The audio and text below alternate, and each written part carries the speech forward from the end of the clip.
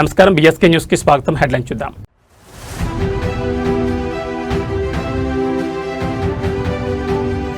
శ్రీకాకుళం జిల్లాలో సీఎం చంద్రబాబు పర్యటన, నరసన్నపేటలో స్వచ్ఛాంధ్ర స్వర్ణాంధ్ర సందడి.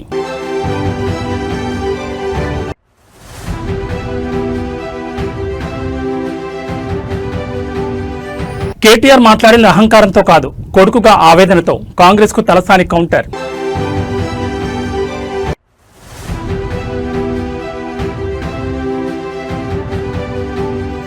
అప్పట్లో ఉచిత కరెంట్, సమయానికి నీళ్లు, గత కేసీఆర్ పాలన గుర్తు చేసుకుంటున్న రైతాంగం.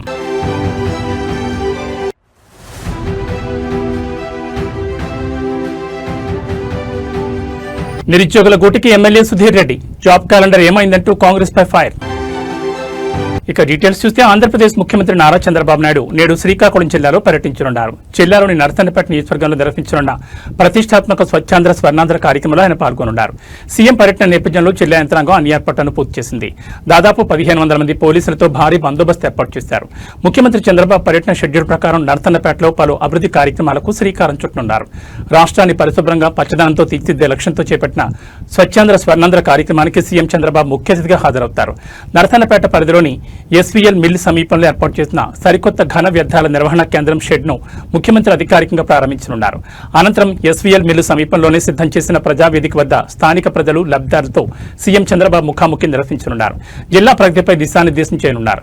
ముఖ్యమంత్రి పర్యటన దృష్ట్యా ఎలాంటి అవాంఛనీయ సంఘటనలు జరగకుండా జిల్లా ఎస్పీ పర్యవేక్షణలో 1500 మంది పోలీసు సిబ్బందితో నిరంతర నిఘా మరియు గట్టి భద్రతను ఏర్పాటు చేశారు. ముఖ్యమంత్రి పర్యటనతో శ్రీకాకుళం జిల్లా నరసన్నపేటలో పొలిటికల్ సందడి నెలకొంది. పార్టీ శ్రేణులు, అధికారులు సీఎంకు ఘనస్వాగతం పలికేందుకు సిద్ధమయ్యారు.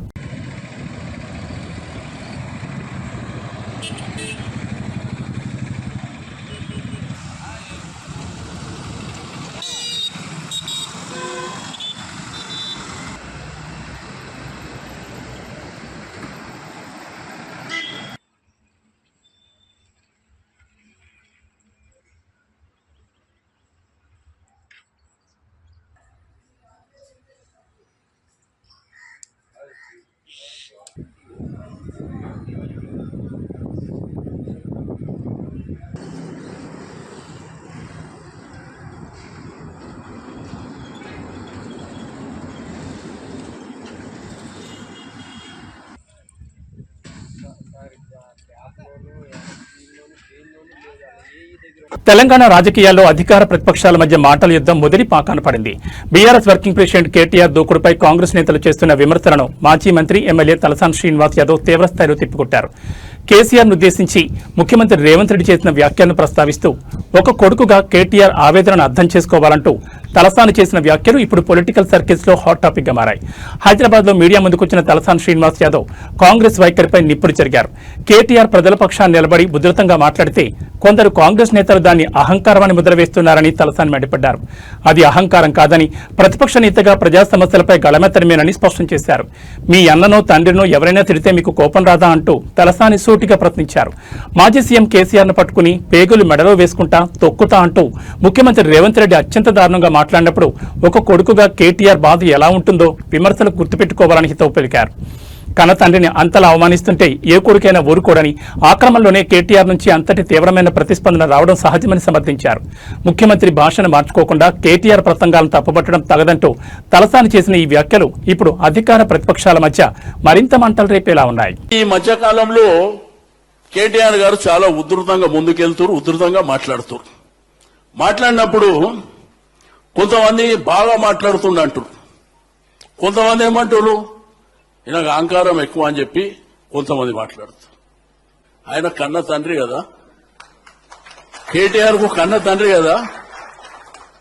నువ్వు నీ కొడుకునో, మీ అన్ననో, మీ నాయననో అంటే నువ్వు ఊకుంటావా? ఇంటికాడ కొట్లాటైతే మరి అలా తండ్రిని పట్టుకొని పేగులు మెడలేస్తా, తొక్కుతా. ఇప్పుడు తొక్కడానికి కూడా పర్సనాలిటీ మనలాగా ఉండాలి కదా. తొక్కడానికి కూడా నేను మెడల్ వేసుకుంటా, దీనికి ఆ కోటిలాడనికే ముఖ్యమంత్రి పదవి ఇస్తారా ఎవడన్నా?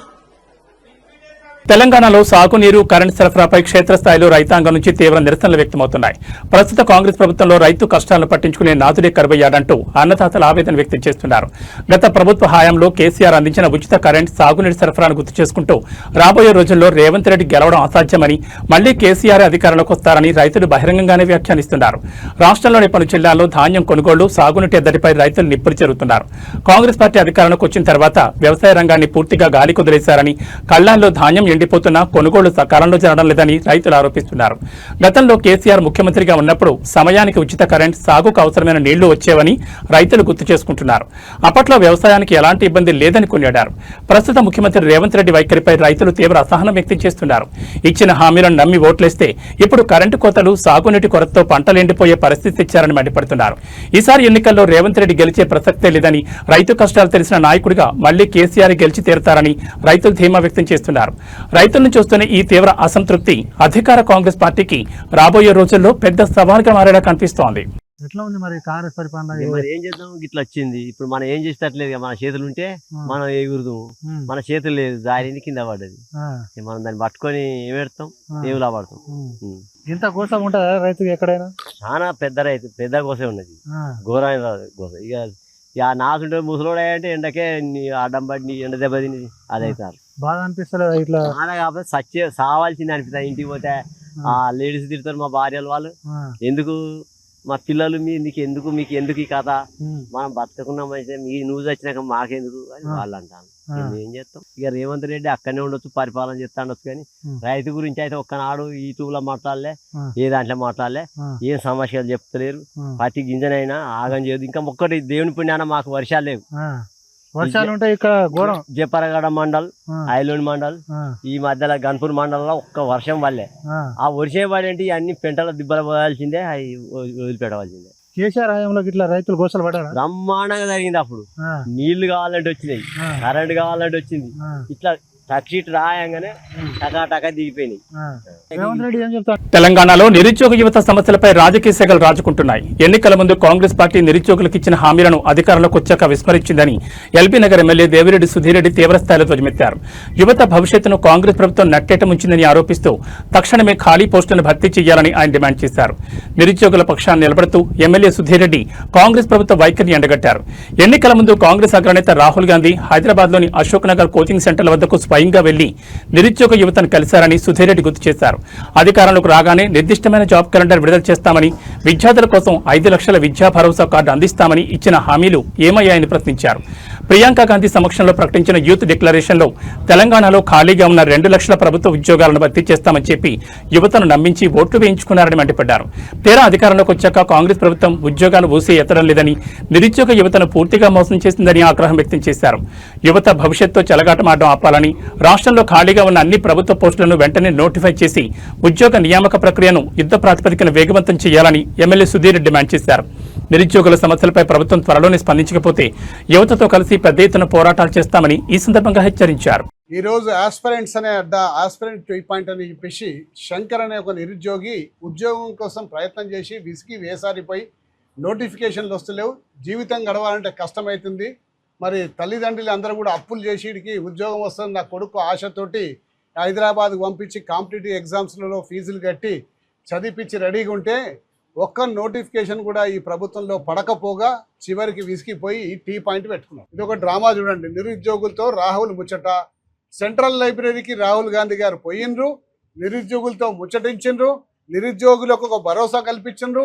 కాంగ్రెస్ పార్టీ వచ్చిన వెంటనే ఏడాది లోపల 2 లక్షల ఉద్యోగాలు ఇస్తా అని చెప్పేసి నమ్మబలికిండ్రు. నమ్మబలికితే ఈ నిరుద్యోగులందరూ కూడా ఉద్యోగంతో ఆశ కోసం ఎదురు చూస్తుండ్రు కాబట్టి ఆయన మాటలు నమ్మిండ్రు.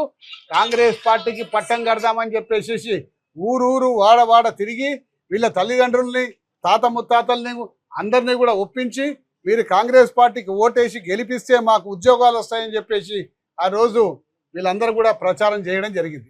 మరి రాహుల్ గాంధీ ఏమో సెంట్రల్ లైబ్రరీకి వచ్చి నమ్మబలికిండు. మరి ప్రియాంక గాంధీ మరి యూత్ డిక్లరేషన్ అని చెప్పేసి ఇవాళ సరూర్ నగర్ స్టేడియంలోకి వచ్చి ఆమె నమ్మబలికింది. అలాగే రౌండ్ టేబుల్ సమావేశం. కాకినాడ జిల్లాలో తెల్లవారుజామున ఘోర రక్తపాతం సృష్టించింది. ఒక టిప్పర్ లారీ పొట్టకొట్టి కోసం ఉపాధి పనులకు వెళ్తున్న అమాయక కూలీల జీవితాలను ఛిద్రం చేసింది. కొవ్వూరు బ్రిడ్జ్ సమీపంలో వేగంగా వచ్చిన టిప్పర్ లారీ కూలీలను ఢీకొట్టడంతో నలుగురు అక్కడికక్కడే దుర్మరణం పాలయ్యారు. మరో ఇద్దరు తీవ్ర గాయాలతో మృత్యుతో పోరాడుతున్నారు. రోజులాగే ఉపాధి పనుల కోసం బయలుదేరిన ఆ కూలీలను మృత్యువు లారీ రూపంలో కబళించింది. కాకినాడ జిల్లా కొవ్వూరు బ్రిడ్జ్ పరిసర ప్రాంతంలో ఉపాధి హామీ మరియు ఇతర రోజువారీ పనుల నిమిత్తం కూలీలంతా ఒకే చోటు చేరారు. వీరంతా రోడ్డు దాటుతున్న క్రమంలో అతివేగంగా దూసుకొచ్చిన ఒక టిప్పర్ లారీ వారిపై దూసుకెళ్లింది. లారీ బలంగా ఢీకొట్టడంతో నలుగురు కూలీలు అక్కడికక్కడే ప్రాణాలు కోల్పోయారు. రోడ్డుపై రక్తసిక్తమైన మృతదేహాలు పడి ఉన్న దృశ్యాలు స్థానికులను తీవ్రంగా కలిచివేశాయి. ఈ ప్రమాదంలో మరో ఇద్దరు కూలీలకు తీవ్ర గాయాలయ్యాయి. గమనించిన స్థానికులు పోలీసులు వెంటనే స్పందించి 108 వాహనంలో వారిని చికిత్స నిమిత్తం కాకినాడ ప్రభుత్వ సర్వజన ఆసుపత్రికి తరలించారు. ప్రస్తుతం వారి పరిస్థితి విషమంగా ఉన్నట్లు సమాచారం. ప్రమాదం జరిగిన వెంటనే డ్రైవర్ లారీని వదిలేసి పరారయ్యారు. ఘటనా స్థలానికి చేరుకున్న పోలీసులు మృతదేహాలను పోస్టుమార్టం నిమిత్తం తరలించి రోడ్డుపై ట్రాఫిక్ ను క్రమబద్ధీకరించారు. కేసు నమోదు చేసుకుని దర్యాప్తును ముమ్మరం చేశారు. పనుల కోసం వెళ్లిన వారు శవాలై తిరిగి రావడంతో బాధితుల గ్రామాల్లో విషాదచారాలు అలుముకున్నాయి. లారీ డ్రైవర్ నిర్లక్ష్యమే ఈ ప్రమాదానికి కారణమని స్థానికులు ఆగ్రహం వ్యక్తం చేస్తున్నారు. పైన ఆల్రెడీ ఉండగానే 20 మంది ఉండగానే పైన అవ్వాల్సింది, ఇంకా కొంచెం మంది కిందకి దిగుతూ ఉండగా డ్రైవర్ వచ్చి తాగేసాడు. క్రాస్ కు వచ్చి గుద్దేశాడు సార్. 6:20 6:18 అలా టైం. 5 ఇద్దరు గాయాలయ్యా, 4 స్పాట్ డెడ్. చీడిగా అందరూ చీడిగా లేదు, విడివిడిగానే మహిళ.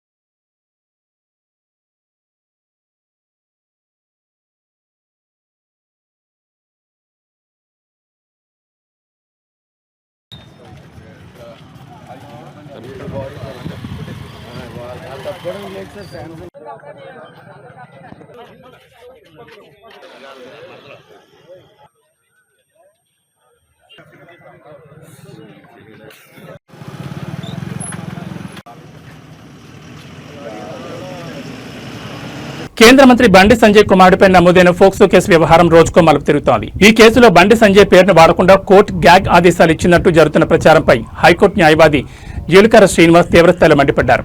ఇవన్నీ పచ్చి అబద్దాలని, ప్రజలను తప్పుదో పట్టించేలా కొందరు లాయర్లు ప్రచారం చేస్తున్నారని ఆయన ఆరోపించారు. హైదరాబాద్ లో మీడియా ముందుకొచ్చిన అడ్వకేట్ జీలకర్ర శ్రీనివాస్ ఈ వివాదంపై లీగల్ అంశాలను ప్రస్తావించారు. తన కొడుకు కేసులో తన పేరును ప్రస్తావించొద్దని బండి సంజయ్ సిటీ సివిల్ కోర్టులో కేవలం పిటిషన్ మాత్రమే దాఖలు చేశారని, ఆ పిటిషన్ కి ఇంకా కేసు నెంబర్ కూడా కేటాయించలేదని శ్రీనివాస్ స్పష్టం చేశారు. కేసు లిస్టు కాకముందే కోర్టు ఆదేశాలు ఇచ్చేసినట్టు ప్రచారం చేయడం దుర్మార్గమని దుయ్యబట్టారు. బీజేపీకి అనుకూలంగా ఉండే కొందరు అభిమాన లాయర్లు సమాజాన్ని తప్పుదో పట్టించేలా అబద్దాలు ప్రచారం చేస్తున్నారని, ఇది పవిత్రమైన న్యాయవృత్తికే అవమానమని ఆయన ఆవేదన వ్యక్తం చేశారు. రాజకీయాలు చేయాలనుకుంటే పార్టీ ఆఫీసులు చూసుకోవాలని, నల్లకోటు వేసుకుని న్యాయవృత్తికి అప్రదిష్ట తీసుకురావద్దని హెచ్చరించారు. లేని ఆదేశాలను ఉన్నట్లుగా చూపిస్తూ ఫేక్ ప్రచారం చేసిన సదరు న్యాయవాదులపై బార్ కౌన్సిల్ కఠిన చర్యలు తీసుకోవాలని శ్రీనివాస్ డిమాండ్ చేశారు. కేంద్ర మంత్రి చుట్టూ తిరుగుతున్న ఈ లీగల్ వివాదం ఇప్పుడు అటు రాజకీయంగా ఇటు న్యాయవర్గాల్లోనూ తీవ్ర చర్చనీయాంశంగా మారింది. అదే సమయంలో ఇంకొక ముఖ్యమైన విషయం, సిటీ సివిల్ కోర్టులో బండి సంజయ్ పేరుని వాడకూడదని కేసు వేస్తే కోర్టు తీర్పులు ఇచ్చిందని, ఉత్తర్వులు ఇచ్చిందని చెప్పి కొంతమంది లాయర్లు మీడియా ముందు మాట్లాడారు. అది పచ్చి అబద్ధం. అసలు హైకోర్టుకే వెకేషన్ పీరియడ్ లో ఆర్డర్స్ ఇవ్వడానికి లేకపోతే సిటీ సివిల్ కోర్టుకి ఆ ఆర్డర్ ఇచ్చే అధికారం ఎక్కడుంటదండి?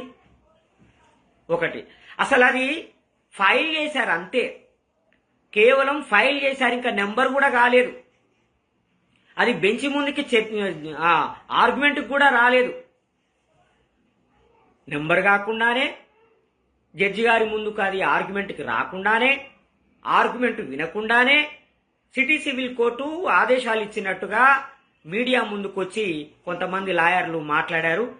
అది మొత్తం సమాజాన్ని తప్పుదారి పట్టించేది, న్యాయ వ్యవస్థని అప్రతిష్ట పాలు చేసేది.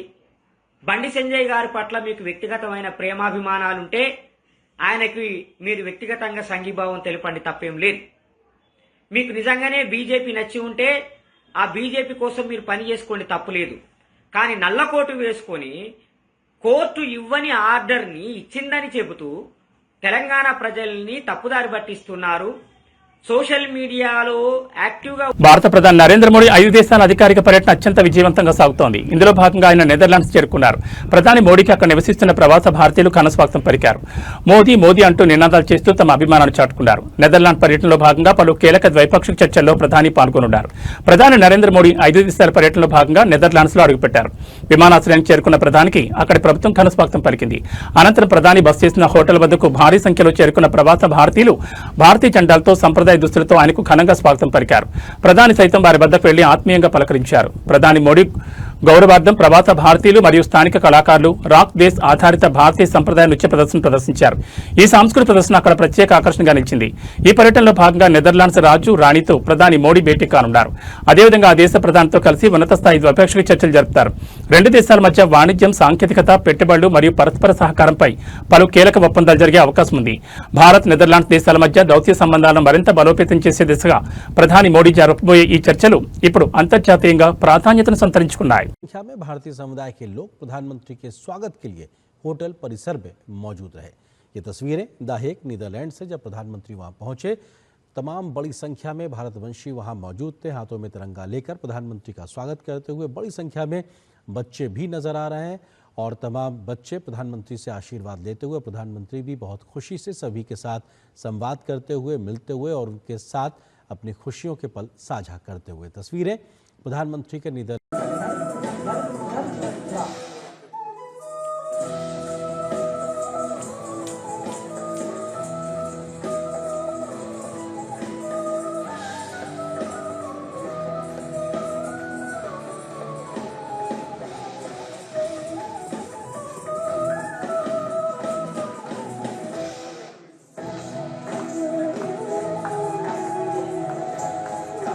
హైదరాబాద్ నగరవాసులారా జాగ్రత్త. మీరు ఏటీఎం కేంద్రాల్లో డబ్బులు డ్రా చేయడానికి వెళ్తున్నారా? అయితే ఈ వార్త మీకోసమే. జూబ్లీ హిల్స్ పరిధిలో సరికొత్త తరహాలో ఏటీఎంలలో చోరీలకు పాల్పడుతున్న ఘరానా ముఠా వెలుగులోకి వచ్చింది. ఏటీఎం మిషన్ల నుంచి డబ్బులు బయటకు రాకుండా ప్లాస్టిక్ కార్డులు అడ్డు పెడుతూ ఖాతాదారులు సొమ్మును కొల్లగొడుతున్నారు. ఈ ముఠాకు సంబంధించిన సీసీటీవీ ఫుటేజ్ ఇప్పుడు సంచలనంగా మారింది. భాగ్యనగరంలో ఏటీఎం సెంటర్ల లక్ష్యంగా క్యాష్ ట్రాప్ ముఠా హల్చల్ చేస్తోంది.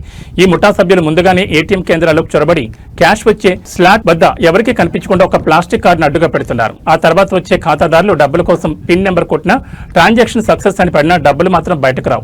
మిషన్ చెడిపోయిందని భావించి ఖాతాదారు బయటకు వెళ్లగానే ఈ ముఠా లోపలికి వచ్చి ఆ ప్లాస్టిక్ కార్డును తీసి అందులో ఇరుక్కుపోయిన క్యాష్ తో హాజరవుతున్నారు. జూబ్లీ హిల్స్ పోలీస్ స్టేషన్ పరిధిలోనే కేవలం గత 15 రోజుల్లో ఇలాంటి వరుస సంఘటనలు 3 చేసి తెచ్చుకోవడం స్థానికంగా కలకలం రేపుతోంది. వరుసగా ఖాతాదారుల సొమ్ము మాయమవుతుండటంతో అలర్ట్ అయిన బ్యాంక్ మేనేజర్ దీనిపై జూబ్లీ హిల్స్ పోలీసులకు అధికారికంగా ఫిర్యాదు చేశారు. ఏటీఎం కేంద్రాల్లోని సీసీటీవీ ఫుటేజ్ను పరిశీలించిన పోలీసులు నిందితులను గుర్తించే పనిలో పడ్డారు. ఏటీఎం కేంద్రాల్లో డబ్బులు రానప్పుడు వెంటనే బ్యాంక్ అధికారులను గానీ సెక్యూరిటీ గార్డును గానీ సంప్రదించాలని పోలీసులు సూచిస్తున్నారు.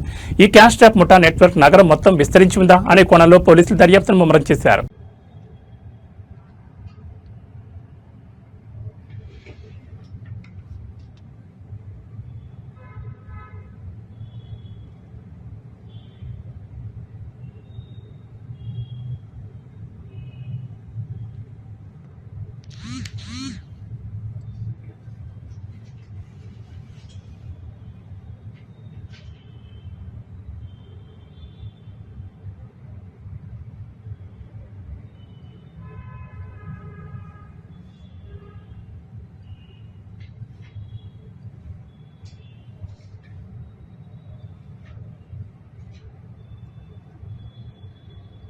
తెరిచి ఉంచిన బోరుబాబులు అమాయకుల ప్రాణాలను బరితీసుకుంటున్న ఘటనలు ఎన్ని చూస్తున్నా మార్పు రావడం లేదు. నల్గొండ జిల్లాలో ఇలాంటిదే ఒక హృదయ విదారక ఘటన చోటు చేసుకుంది. ప్రమాదవశాత్తు బోరు గుంతలో పడిపోయిన 4 ఏళ్ల మనవణ్ణి కాపాడేందుకు వెళ్లిన ఓ తాత అదే గుంతలో ఇరుక్కుపోయి ఊపిరాడగా ప్రాణాలు కోల్పోయారు. గ్రామానికి ఉప సర్పంచ్గా సేవలందిస్తున్న ఆయనే ప్రాణాలు కోల్పోవడంతో స్థానికంగా తీవ్ర విషాదం నెలకొంది. నల్గొండ జిల్లా మిర్యాలగూడ రూరల్ పోలీస్ స్టేషన్ పరిధిలో ఈ ఊహించని ప్రమాదం జరిగింది. మిర్యాలగూడ మండలం ఓట్లపల్లి శివార్లోని ఒక వ్యవసాయ పొలం వద్ద ఆడుకుంటూ 4 ఏళ్ల బాలుడు అక్కడ తెరిచి ఉన్న బోరు గుంతలో ప్రమాదవశాత్తు పడిపోయాడు. కళ్లెదుటే మనవడు గుంతలో పడిపోవడం చూసి తట్టుకోలేకపోయిన తాత వెంకన్న బాలుని కాపాడాలనే ఆరాటంతో వెంటనే ఆ గుంతలో దిగారు. అయితే దురదృష్టవశాత్తు ఆయనే స్వయంగా అదే బోరు గుంతలో ఇరుక్కుపోయారు. స్థానికులు ఇచ్చిన సమాచారంతో మిర్యాలగూడ రూరల్ పోలీసులు వెంటనే ఘటనా స్థలానికి చేరుకున్నారు. జేసీబీలు, రెస్క్యూ సిబ్బంది సాయంతో యుద్ధ ప్రాతిపదికన ఆపరేషన్ చేపట్టి బోరు గుంతలో నుంచి తాత మనవణ్ణి సురక్షితంగా బయటకు తీశారు. లోపల చాలాసేపు ఉండడంతో ఊపిరి ఆడక తీవ్ర అస్వస్థతకు గురైన ఉప సర్పంచ్ వెంకన్నను చికిత్స నిమిత్తం ఆసుపత్రికి తరలించారు. అయితే మార్గ మధ్యంలోనే ఆయన పరిస్థితి విషమించి కండమూశారు. అదృష్టవశాత్తు బాలుడు ప్రాణాలతో బయటపడ్డాడు. మనవణ్ణి ప్రాణాలతో కాపాడుకున్న కుటుంబాన్ని పెంచి పెద్ద చేసిన తాత కళ్ల ముందే ప్రాణాలు కోల్పోవడంతో ఓట్లపల్లి గ్రామంలో కన్నీరు మున్నీరుగా విలపిస్తున్నారు.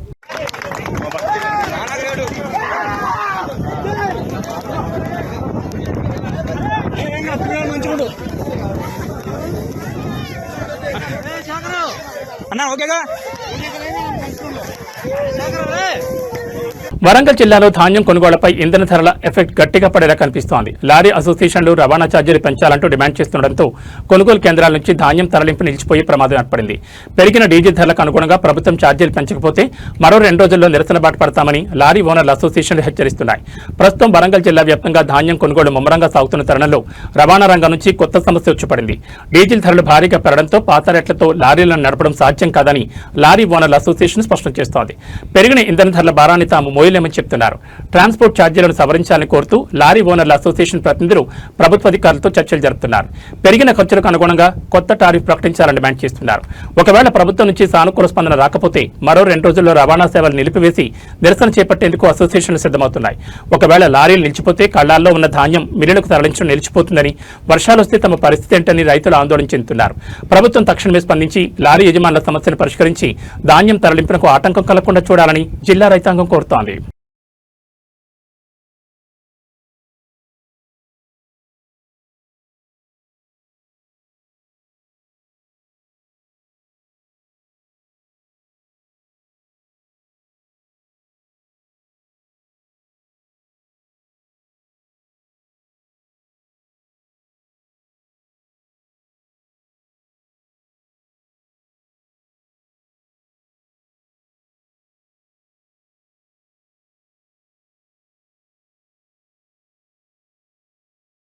రాజన్న సిరిసిల్ల జిల్లా వేములవాడ నియోజకవర్గంలో అధికార కాంగ్రెస్ పార్టీ ఎమ్మెల్యే ఆది శ్రీనివాస్ కి చేదు అనుభవం ఎదురైంది. చందుర్తి మండలం మాజ్యాల గ్రామంలో పర్యటించిన ఆయనను స్థానిక మహిళలు, రైతులు గట్టిగా నిలదీశారు. సాగునీటి విడుదల నుంచి ధాన్యం కొనుగోళ్ల వరకు ప్రభుత్వ వైఫల్యాన్ని ఎండగడుతూ మహిళలు ఆగ్రహం వ్యక్తం చేయడంతో అక్కడ ఉద్రిక్త వాతావరణం నెలకొంది. మాల్యాల గ్రామానికి వచ్చిన ఎమ్మెల్యే ఆది శ్రీనివాస్ ను గ్రామ మహిళలు ఒక్కసారిగా అడ్డుకున్నారు. సకాలంలో సాగునీరు సరిగ్గా విడుదల చేయకపోవడం వల్ల తాము తీవ్రంగా నష్టపోయామని, పంటలు ఎండిపోయే పరిస్థితి వచ్చిందని మహిళలు ఎమ్మెల్యే ఎదుట ఆవేదన వ్యక్తం చేశారు. నీళ్లు ఇవ్వకపోయినా కష్టపడి పండించిన పంటను కొనుగోలు కేంద్రాలకు తెస్తే ఇప్పుడు కొనుగోలు కూడా చేయకుండా ప్రభుత్వం కాలయాపన చేస్తోందని ధ్వజమెత్తారు. మహిళలు వరుస ప్రశ్నలతో నిలదీస్తుండటంతో ఎమ్మెల్యే ఆది శ్రీనివాస్ ఏం మాట్లాడాలో తెలియక అసహనానికి గురయ్యారు. గ్రామస్తుల ఆగ్రహాన్ని గమనించి వారి ప్రశ్నలకు సమాధానం చెప్పలేక ఆయన అక్కడికక్కడే తన వాహనం ఎక్కి వెనుదిరిగారు. అధికారంలోకి వచ్చి ఇన్ని రోజులైనా క్షేత్రస్థాయిలో రైతుల సమస్యలను పట్టించుకోవడం లేదని, కేవలం ఓట్ల కోసమే వస్తున్నారంటూ మాల్యాల గ్రామస్తులు ఈ సందర్భంగా తీవ్ర అసంతృప్తిని వ్యక్తం చేశారు. ఎమ్మెల్యే ఆది శ్రీనివాస్ పర్యటనలో జరిగిన ఈ ఘటన ఇప్పుడు వేములవాడ నియోజకవర్గంలో తీవ్ర చర్చనీయాంశంగా మారింది.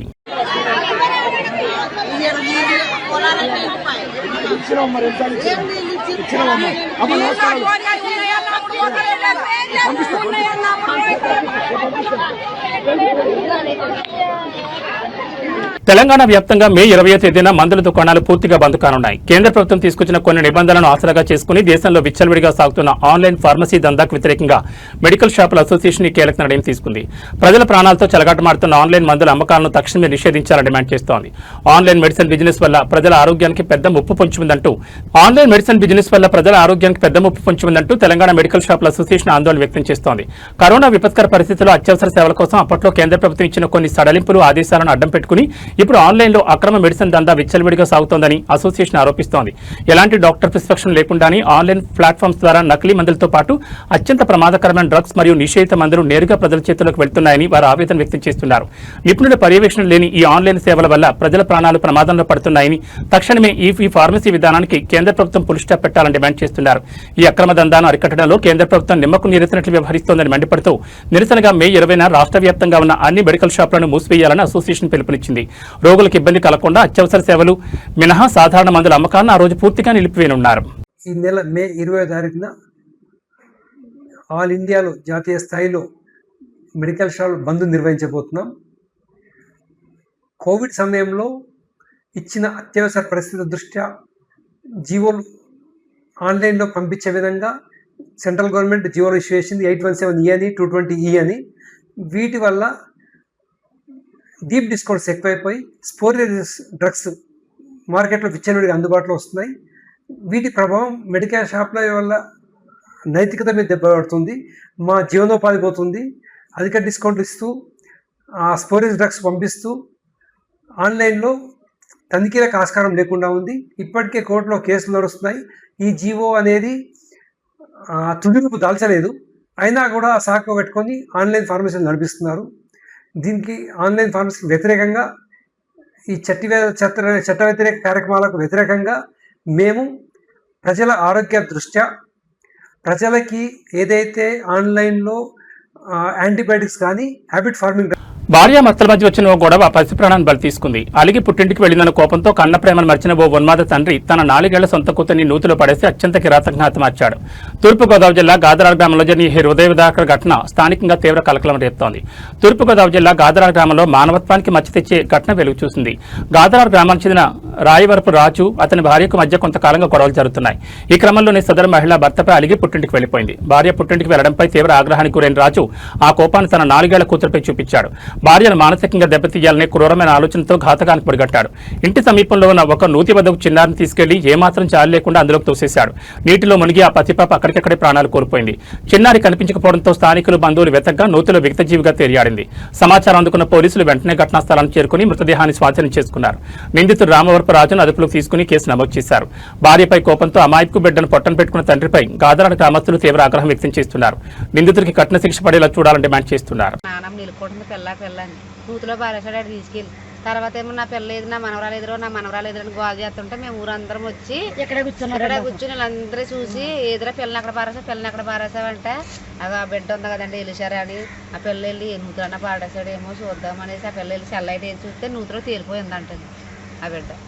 అసలు ఏంటమ్మా దేనికి అలా చేశాడు? దేనికంటే తాగేసి భార్య లేదని ఆవిడ ఎక్కడ ఉంటుంది? వాళ్ళ పాలచారులో ఉంటుందండి. వాళ్ళ బాబాయ్ వాళ్ళు తీసుకెళ్ళిపోరండి పాలచారు. వాళ్ళ బాబాయ్ వాళ్ళ పాలచారులు తీసుకుపోరు. ఆ అమ్మాయిని తీసుకుపోయి అప్పుడే 2 వారాలు 3 వారాలు అవుతుందండి. మొన్న వారం పిల్లల్ని తీసుకొచ్చి ఇక్కడ అప్పచెప్పేసిందండి. పెద్ద పిల్ల ఇక్కడే ఉంటుంది వాళ్ళ నాన్నమ్మ దగ్గర. చిన్న పిల్లని కూడా తీసుకొచ్చి అప్పచెప్పేసిందండి. ఎవరనుకున్నారో భార్య.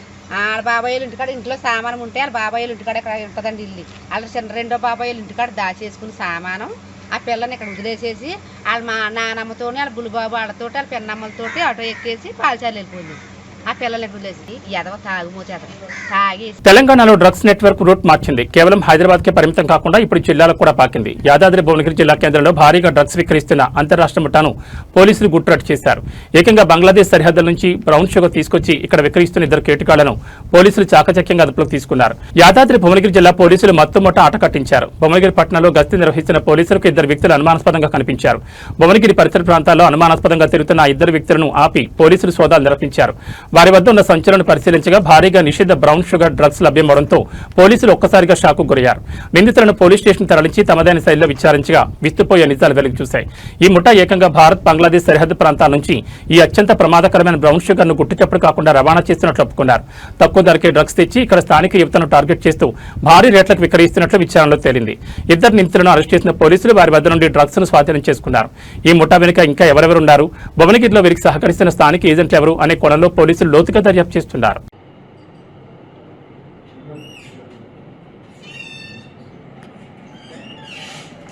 ఈరోజు నెల 15/5/2020 రోజున మనకు ఒక విశ్వసనీయ సమాచారం ప్రకారం మన భువనగిరి పట్టణంలోని ఈ గవర్నమెంట్ జూనియర్ కాలేజ్ గ్రౌండ్లో మధ్యాహ్న సమయంలో ఒక డ్రగ్స్ అమ్ముతున్నారని చెప్పేసి సమాచారం రాగా మా యొక్క ఎస్ఐ గారు లక్ష్మీ నర్సయ్య తన యొక్క సిబ్బందితో కలిసి అక్కడికి వెళ్ళి తనిఖీ చేయడం జరిగింది. ఆ సమయంలో ఇక్కడ మనకి హబీబుర్ రెహమాన్ మరియు ఎస్కే ఖదీర్ వీరిద్దరు కూడా వెస్ట్ బెంగాల్ చెందినటువంటి ఒక లేబర్ ఇక్కడ వర్క్ చేసుకుంటూ ఉంటారు. రీసెంట్గా వెస్ట్ బెంగాల్కి ఎలక్షన్ సమయంలో వెళ్ళి ఆ యొక్క అధిక సంపాదన ఆశతోటి కొంత. నమస్కారం.